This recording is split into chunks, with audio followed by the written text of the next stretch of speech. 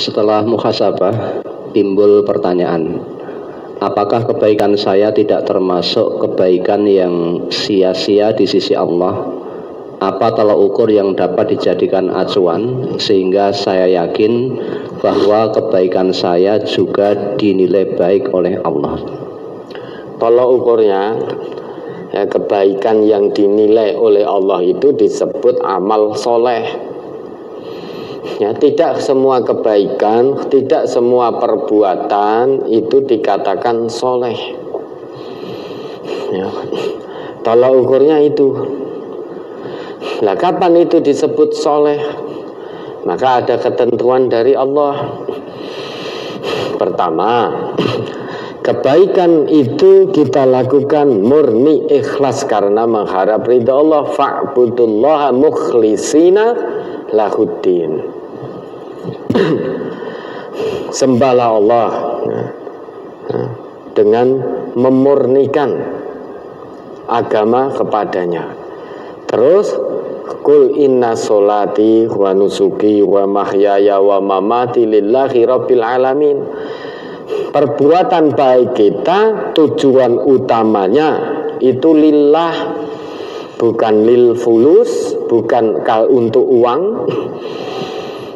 bukan lil mansib, bukan untuk jabatan kedudukan, bukan lis syuhrah, bukan untuk ketenaran, bukan untuk lil madah, bukan agar mendapat pujian manusia. Bukan itu tujuan kebaikan. Tujuan kebaikan agar dinilai soleh di hadapan Allah. Yang pertama, ikhlas karena Allah, mukhlis. Orangnya disebut mukhlis.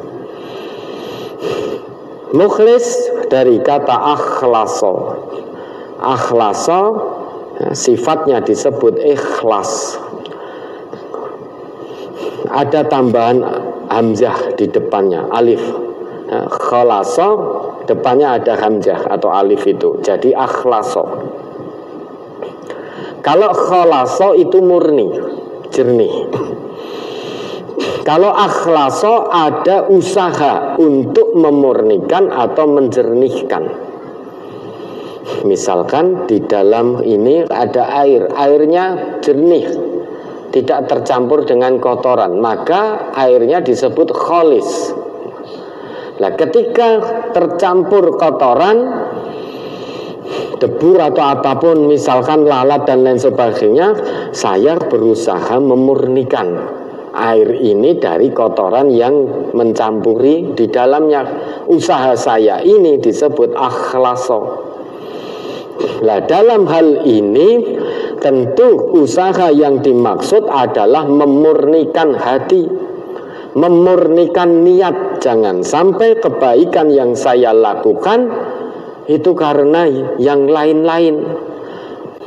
Kalau awalnya itu karena mengharap yang lain-lain, entah mengharap uang, mengharap pujian, mengharap ketenaran, maka segera tashihun niyah, luruskan niat. Jangan sampai kebaikan kita lakukan karena bukan untuk Allah menjadi sia-sia, tidak dapat nilai kebaikan di sisi Allah sehingga tidak disebut soleh. Itu pertama. Yang kedua, tolak ukur kebaikan kita di sisi Allah dianggap dan disebut soleh itu ittiba'u Rasulillah. Qul in kuntum tuhibbunallah fattabi'uni yuhibbukumullah. Jadi dengan mengikuti Rasulullah, apa yang dibawa oleh Rasulullah, apa yang dicontohkan oleh Rasulullah. Jadi berbuat baik saja tidak cukup kalau tidak mengikuti ketentuan Rasulullah. Maka tolak ukur kebaikan itu diterima oleh Allah harus memenuhi dua syarat tadi. Pertama, ikhlas karena Allah. Yang kedua, ittiba'u Rasulillah, mengikuti apa yang dicontohkan, dituntunkan oleh Rasulullah. Baru itu disebut soleh. Ikhlas karena Allah amal soleh itu tidak bisa dilakukan dengan iman. Tidak bisa dilakukan tanpa iman. Makanya orang-orang kafir itu banyak perbuatan baiknya namun tidak disebut soleh oleh Allah. Mengapa? Karena mereka melakukan perbuatan baik itu landasannya bukan lillah, tidak ada keimanan. Maka a'maluhum kasarab, hanya disebut amal biasa, bukan amal soleh. Amal biasa yang seperti fata morgana.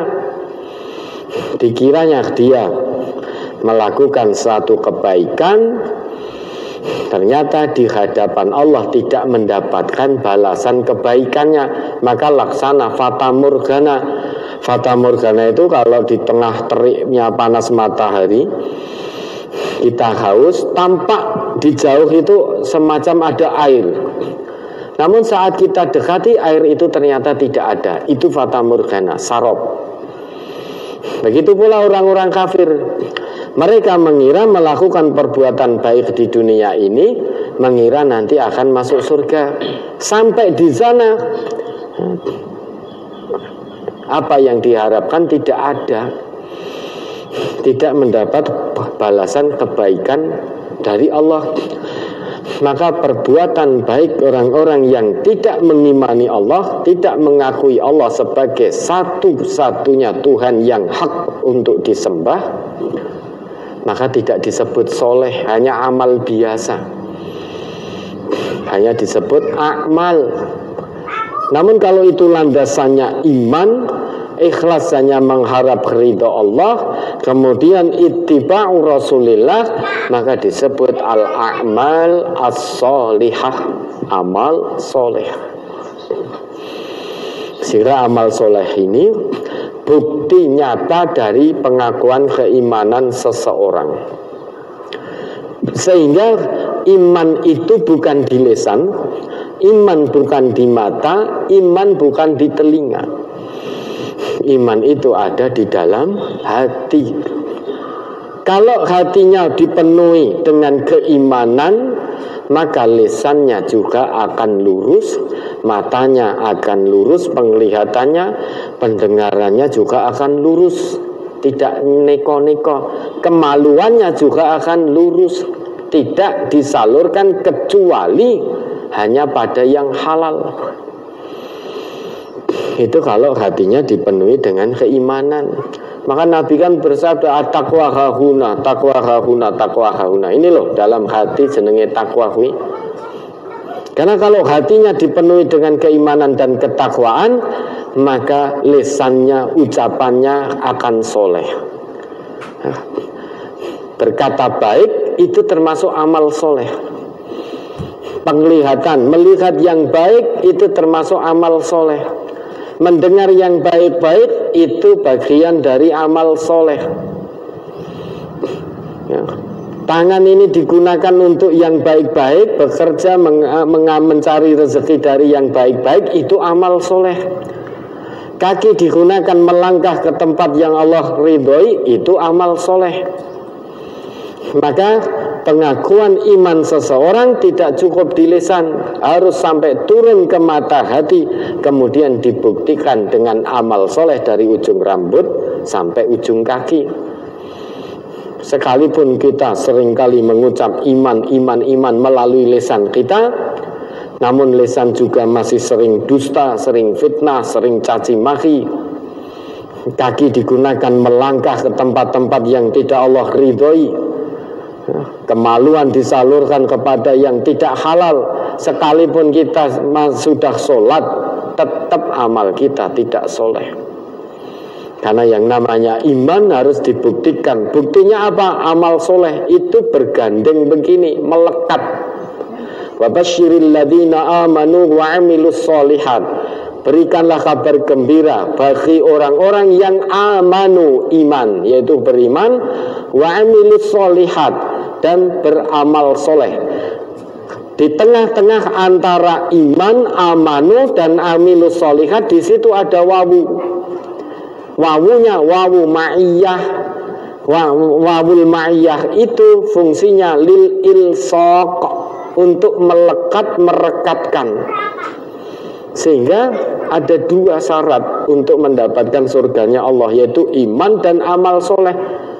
Amal saja tanpa iman tidak disebut soleh, maka tidak diterima oleh Allah. Iman saja, pengakuan di lisan, tidak dibuktikan melalui perbuatan nyata, dari ujung rambut mau sampai ujung kaki, tidak diikuti, dibuktikan dengan amal soleh, juga tidak akan diterima. Tidak layak mendapatkan surganya Allah. Yang pantas mendapatkan kabar gembira berupa surga dari Allah itu iman dan amal soleh menurut ayat itu. Dalam ayat itu ya, Al-Baqarah ayat 25 atau berapa itu, saat Allah hendak menjelaskan surga, siapa saja yang berhak masuk ke dalam surgaku, yaitu surganya Allah, Allah sebutkan syaratnya dulu. Gambarannya ini, kalau ada satu perusahaan ingin merekrut tenaga kerja, perusahaan ini punya aturan, syarat-syaratnya disebutkan. Salah satunya yang bisa setiap hari datang jam 7 pagi. Maka secara otomatis yang datangnya di atas jam 7 pagi tidak lolos, tidak diterima. Itu gambaran mudahnya. Maka kalau kita menginginkan kerja di tempat itu, yang awalnya bangunnya kesiangan terus, pasti kita akan merubah diri karena gajinya besar. Asal bisa datang tidak lebih dari jam 7, pasti diterima di perusahaan itu dengan gaji besar. Biasanya ada di antara kita bangun kesiangan jam 8, jam 9, sudah barang tentu tidak akan diterima menjadi karyawan di perusahaan itu. Kita tahu begitu, pasti ya, banyak orang yang akan berubah, berusaha sekuat tenaga, tidak bangun kesiangan lagi, bangun pagi-pagi, ya, siap-siap berangkat sampai tempat itu tidak lebih dari jam 7. Karena salah satu syarat diterimanya sebagai karyawan di tempat itu, datang tidak lebih dari jam 7. Itu kriteria yang boleh diterima di tempat kerja itu. Nah, begitu pula surganya Allah. Allah punya ketentuan yang berhak dan aku izinkan kelak untuk menjadi penghuni-penghuni surgaku, yang mana di bawahnya mengalir sungai-sungai, di dalamnya mendapatkan pasangan-pasangan hidup yang disucikan. Tidak ada kesedihan lagi di situ, tidak ada rasa sakit lagi di situ, tidak ada halal haram lagi di situ, tidak buang air kecil, buang air besar lagi di situ. Kenikmatannya abadi, tidak pernah luntur kenikmatan yang ada dalam surgaku. Kriterianya, pertama, harus iman kepadaku. Kriteria kedua, harus membuktikan keimanannya dengan amal soleh, dari ujung kepala sampai ujung kaki. Ya, bukti bahwa itu amal soleh, maka dia melakukan satu perbuatan, tujuannya yang utama harus diperuntukkan mengharap ridhoku. Selain itu harus mengikuti tuntunan Rasulku. Kriterianya itu dari Allah. Nah, kita harusnya, kalau tadi terkait urusan pekerjaan saja, banyak manusia yang mau berubah, berusaha datang tepat waktu, tidak lebih dari jam 7. Tentu ini surga, janjinya Allah. Masa hati kita juga masih tertutup, tidak mau? Harusnya usaha kita untuk berbenah lebih daripada usaha kita berbenah dalam masalah duniawi tadi. Harusnya lebih semangat lagi, lebih ini lagi, lebih itu. Karena kriteria diterima di surganya Allah, Allah pasang kriteria iman dan amal soleh itu. Iman dan amal soleh. Imannya dibuktikan dengan amal soleh. Sekalipun lisan ngaku iman, kalau masih zina, masih khulwat, masih mabuk, masih korupsi, masih menyakiti hati saudaranya, maka imannya belum terbukti dengan amal soleh. Jangan harap surga kalau begitu. Maka baca ayat dengan hati yang salim, sehingga kita akan bisa menarik ibrah pelajaran. Tidak menutup kemungkinan hati menjadi bergetar. Tidak jarang air mata meleleh kalau membaca ayat Allah, hadis Nabi dengan qalbun salim, dengan mata batin. Diresapi betul, dirasa-rasaki. Gunakan ayat dan hadis untuk nduding dirinya sendiri, jangan untuk nduding orang lain. Jadi baca ayat dengan mata batin, kemudian resapi ayat itu, pahami, duding pada dirinya sendiri. Oh, saya telah melakukan ini. Oh, menyimpang dari ayat ini. Saya telah menyimpang dari hadis Nabi yang ini, dan seterusnya dan seterusnya. Jangan gunakan ayat hadis untuk ndudingi wong liya. Kalau kita gunakan ndudingi wong liya, sudah kita sibuk dengan orang lain. Kamu salah, kamu salah, kamu salah. Lah kowe, aku bener dewi. Akan seperti itu jadinya. Ya, ukuran kebaikan itu landasannya iman. Iman dibuktikan dengan amal soleh. Untuk bisa disebut amal soleh, maka harus ikhlas karena Allah. Ikhlas karena Allah saja tidak cukup, harus mengikuti tuntunan Rasulullah. Ini ibarat dua sisi mata uang yang tidak bisa saling terpisah. Ikhlas tok karena Allah. Aku ikhlas tenan iki. Tetapi ternyata tidak sesuai tuntunan Rasulullah, maka Allah juga tidak akan menerima. Mengikuti tuntunan Rasulullah tetapi tujuannya bukan untuk Allah, untuk yang lain-lain, maka juga tidak menjadi soleh, tidak diterima. Harus ikhlas karena Allah dan ittiba'u Rasulillah. Ya, ada lagi?